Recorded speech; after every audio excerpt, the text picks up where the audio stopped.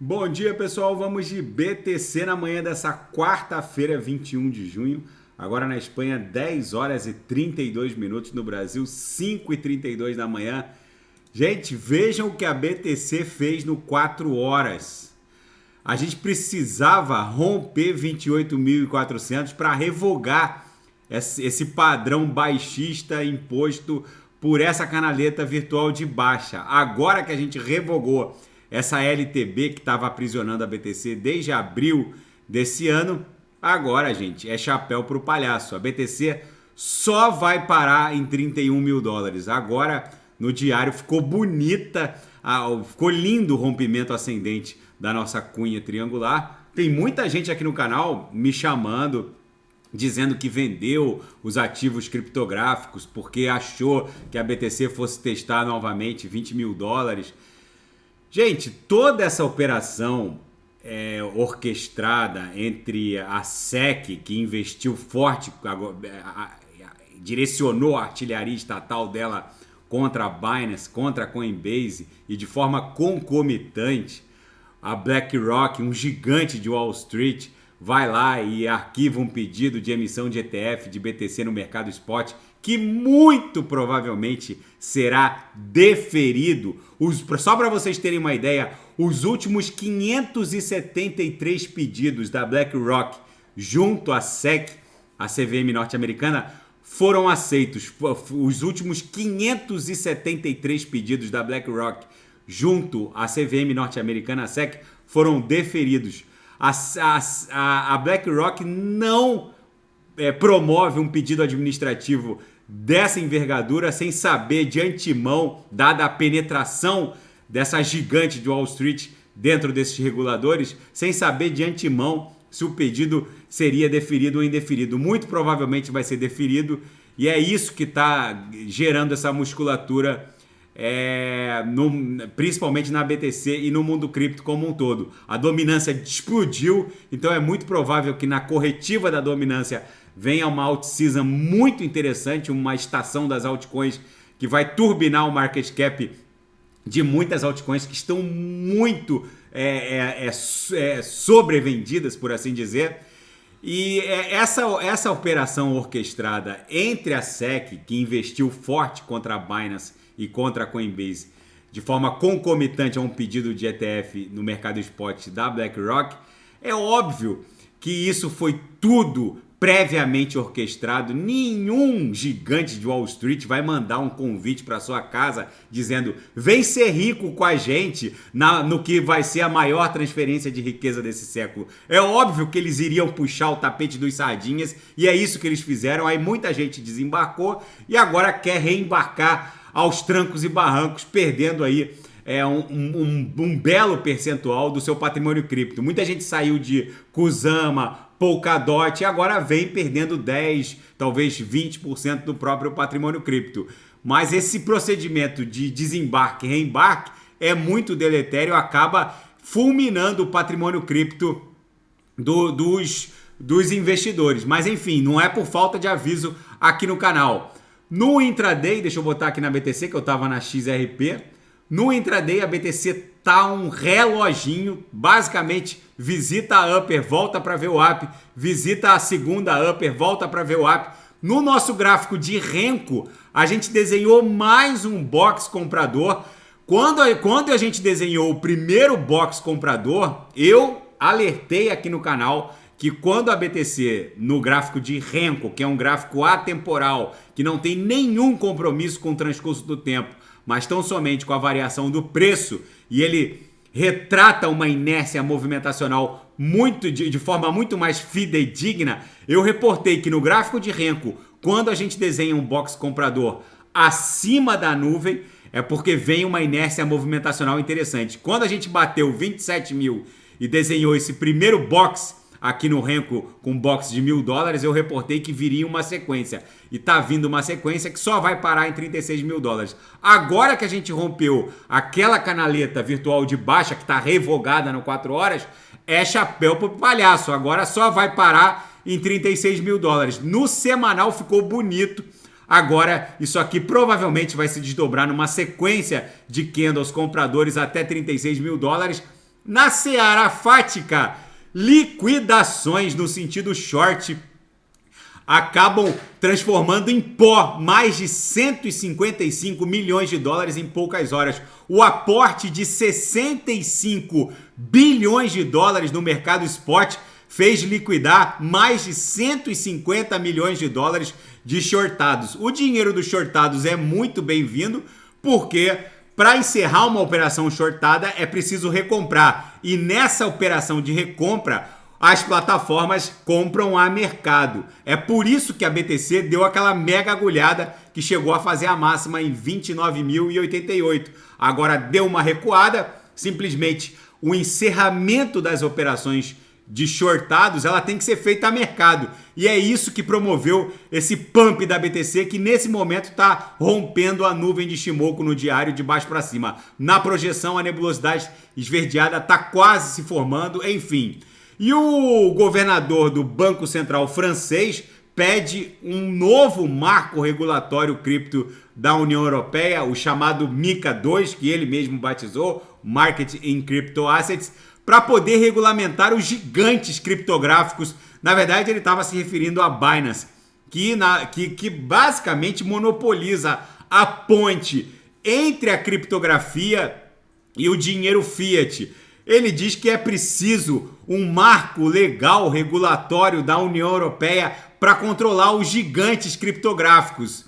E a Apple removeu nas últimas horas um app malicioso, que era um app para interagir com um hardware wallet que da Trezor, é um app fake, malicioso.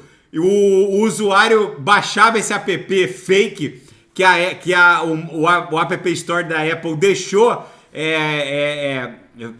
se criar um upload de um app fake da Trezor, aí o usuário baixava esse app e acabava enviando os criptoativos para endereços maliciosos, ou seja, o código do app ele manipulava os addresses de destino, ou seja, não confiem nem nessas clouds de Big Techs, como aconteceu com a cloud da Atomic Wallet, que acabou sendo invadida e contaminada por um arquivo malicioso. Quem fez a atualização, a última atualização do Atomic Wallet, perdeu todos os criptoativos.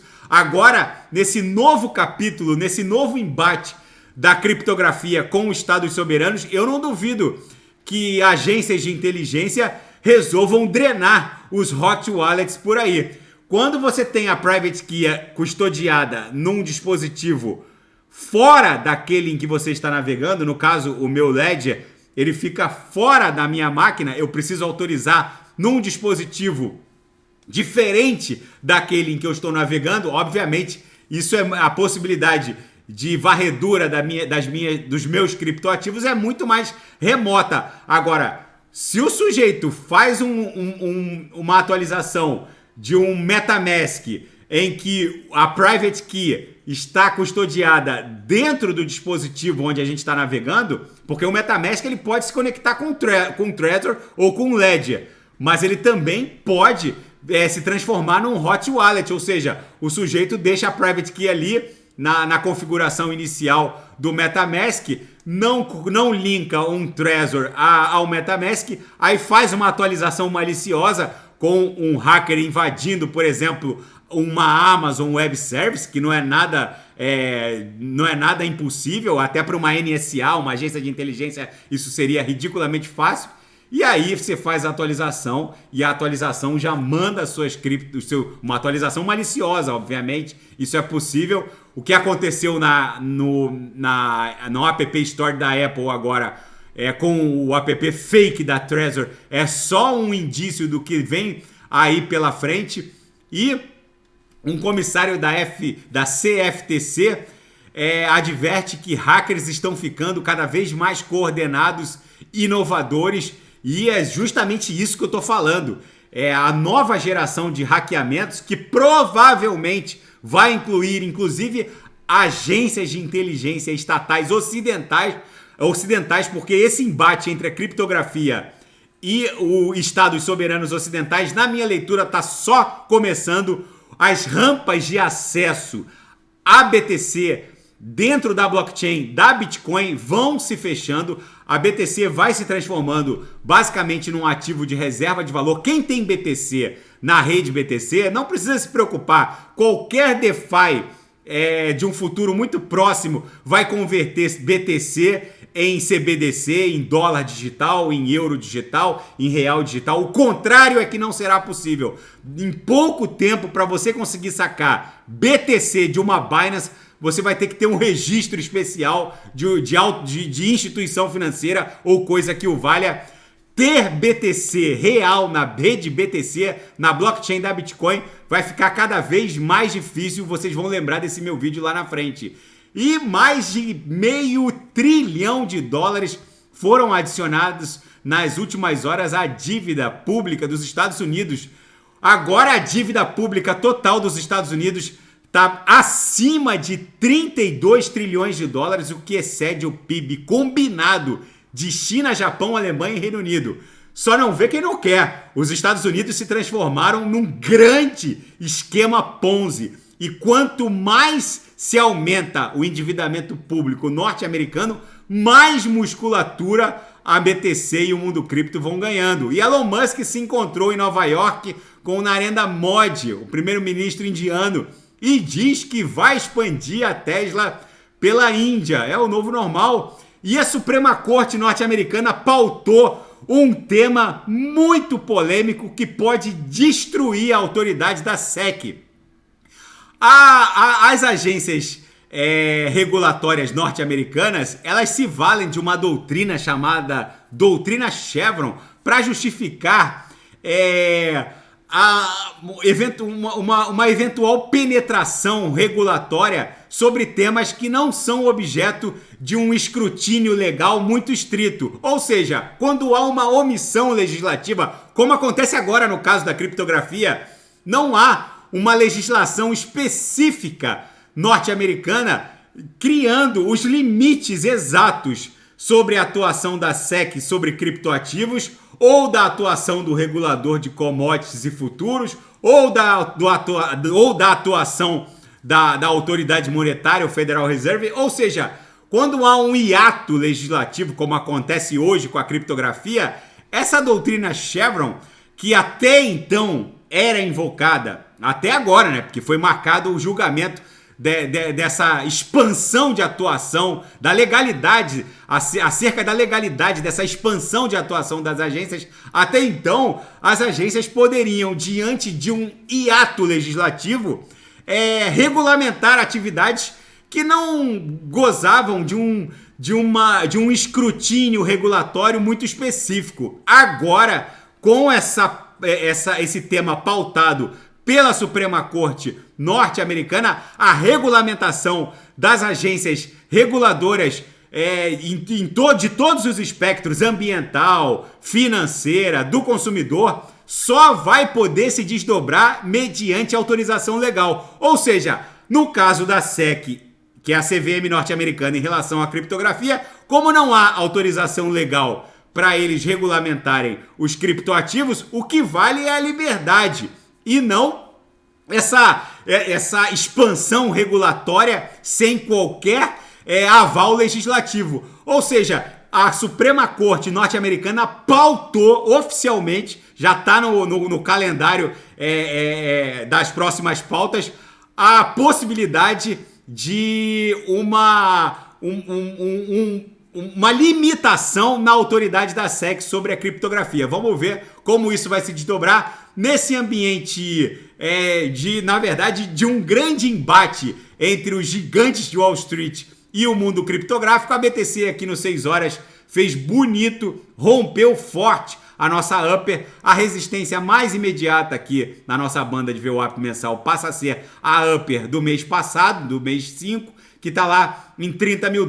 É para lá que a gente está indo agora. A próxima resistência relevante da BTC seria esse topo aqui, entre 30 e 31 mil dólares, que foram os últimos toques na aresta superior da nossa cunha. Na projeção, a nebulosidade esverdeada está quase se formando. Daqui a pouco eu volto com ADA, XRP, Shiba Inu, e quem quiser sugerir é só colocar nas mensagens abaixo. Até daqui a pouco, grande abraço.